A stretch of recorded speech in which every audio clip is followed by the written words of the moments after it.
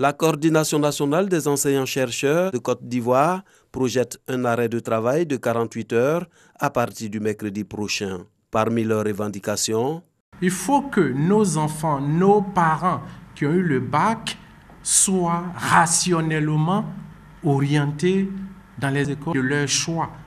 À défaut, il faut les réorienter autre chose.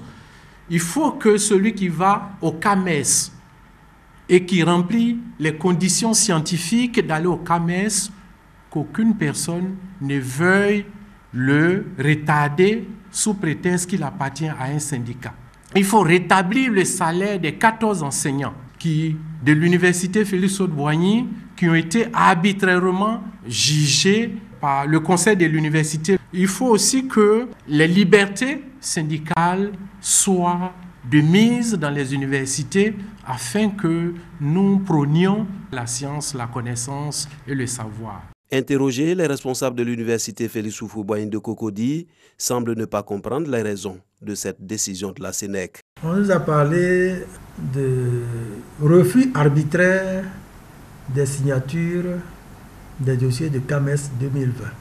Alors, il y a une procédure pour soumettre son dossier. Il y a d'abord l'ancienneté dans le grade et dans la procédure, il y a une clause qui dit que pour que votre dossier soit recevable, il faut justifier de 2 années consécutives d'activité pédagogique. Pour l'histoire, l'année dernière, il y a des enseignants qui sont rendus coupables de faits répréhensibles sur l'espace universitaire et même l'ont reconnu.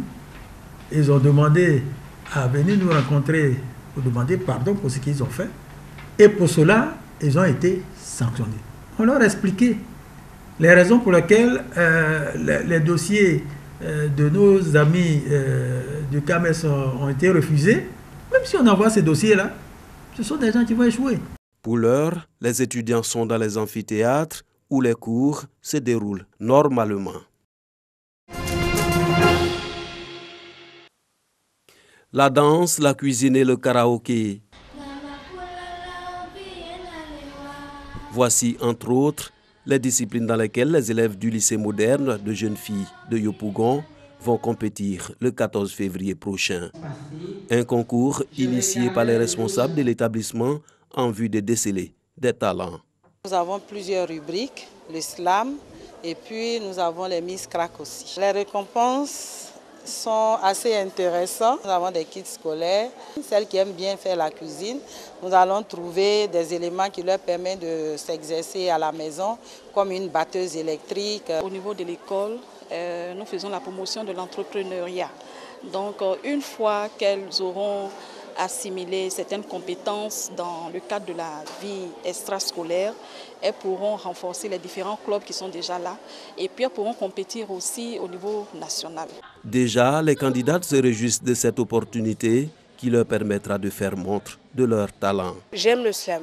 C'est quelque chose qui m'a vraiment attirée. J'ai décidé de partager ma passion au travers de ce concours, de pouvoir aussi tester mes compétences. Bon, même à la maison, parfois je m'amuse à chanter et puis je vois que ma voix me plaît. Beaucoup de gens me disent que ma voix est belle. Quand j'ai entendu parler de ce concours, j'ai été captivée. Je me sens belle, intelligente, c'est pour ça que j'ai voulu participer à ce concours-là. J'ai l'opportunité d'apprendre plus. Voilà. Et puis aussi de sensibiliser mes camarades sur ce sujet d'actualité. 63 groupes participent à ce concours dénommé Jeunes Talents. 10 groupes seront retenus pour la finale à l'issue de laquelle 5 vainqueurs seront primés dans chaque discipline.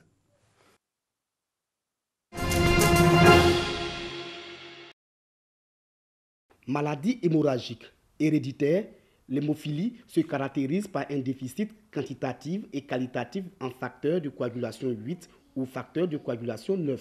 Qu'elle est transmise par les parents. La maman porteuse transmet la maladie à son fils et le papa hémophile, quand il a une fille, transmet le caractère de porteuse à sa fille.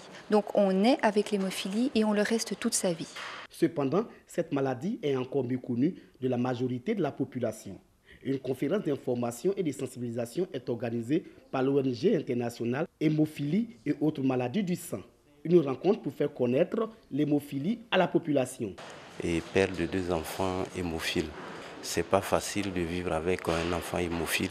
Les scientifiques vous ont parlé de la gravité de cette maladie. Et donc, on a de nombreuses difficultés quant à la prise en charge de ces enfants-là. Venus de la Belgique, les conférenciers ont insisté sur les risques et autres complications lorsque la maladie n'est pas vite détectée. Ils ont donc invité les populations à se faire dépister dès le bas âge. Donc la complication majeure des patients hémophiles, c'est de faire des gonflements au niveau des articulations. Et donc ces gonflements dans les articulations sont en fait du sang qui se retrouve dans les articulations. Ce sang va progressivement détruire le cartilage articulaire et amener le patient à développer une arthrose très précoce. Créée en 1999, l'ONG internationale Hémophilie et autres maladies du sang a pour mission de promouvoir les actions de soins, d'aide et de renforcement des capacités en matière de lutte contre l'hémophilie en Côte d'Ivoire et dans le tiers-monde. L'hémophilie, maladie rare, seulement une personne sur 10 000 naît hémophile. Le Bureau ivoirien des droits d'auteur renouvelle ses instances dirigeantes. L'Ivoirien Tirbus Koufi prend les rênes du président du comité de gestion en remplacement de Seri Sylvain. Quant à la direction générale de l'institution, elle a été confiée à Karim Ouattara, administrateur des services financiers. Il est secondé dans sa tâche par Serge Akpatou, anciennement directeur général par intérim. Le nouveau conseil de gestion du Burida est composé de 27 membres, dont 22 artistes et 5 représentants du ministère. Au nombre des membres de ce conseil, on compte Boklay, Fadaldé, Tiane Diabostek, David Taïro, Guy Kalou, Clémentine Papoué, Barthélémy Inabo, Diallo Tikwaï Vincent. Avec un mandat de 6 à 12 mois, ceux-ci auront pour mission de ramener la quiétude dans la maison orange et redorer son image. L'Institut national de la jeunesse et des sports a servi de cadre le samedi 1er février 2020 au lancement officiel du tournoi national de handball. Cette compétition, la première du genre, est une initiative du réseau des dynamiques institutrices de Côte d'Ivoire, le RIDICI. À cet effet, la présidente Emma Nadège Diabagaté et son bureau ont donc convié les maîtresses au fitness, à la danse et à un match de gala de handball. Objectif, préparer déjà les équipes à cette grande fête sportive qui s'étendra à toutes les directions régionales de l'éducation nationale du pays. On a fait le regroupement par région et fait de cette journée la joie de se retrouver. Nous voulons lancer un appel à toutes celles qui sont encore réticentes, leur dire que le sport, c'est la vie. Nous savons que le sport est facteur de rassemblement.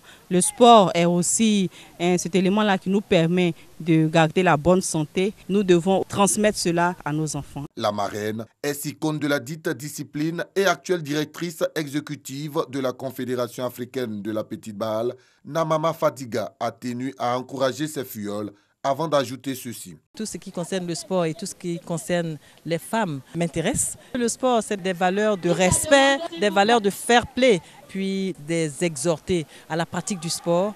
Le tournoi qui démarre dans ce mois avec les rencontres éliminatoires et dont l'apothéose est prévue pour août prochain à Abidjan bénéficie du patronage du ministre des Sports, Claude Daon-Paulin. Le RIDICI revendique à ce jour plus de 12 000 membres en son sein.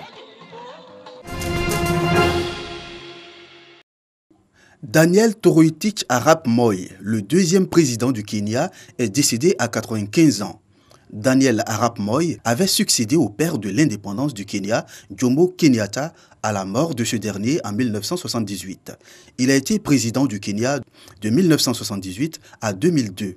Daniel Arap Moi se posera comme un farouche opposant du multipartisme qu'il finit par rétablir sous la pression du clergé, de la société civile et de la communauté internationale pour les élections générales de 1992. Le pays observe un deuil national jusqu'aux funérailles qui seront des funérailles d'État et dont la date doit encore être déterminée.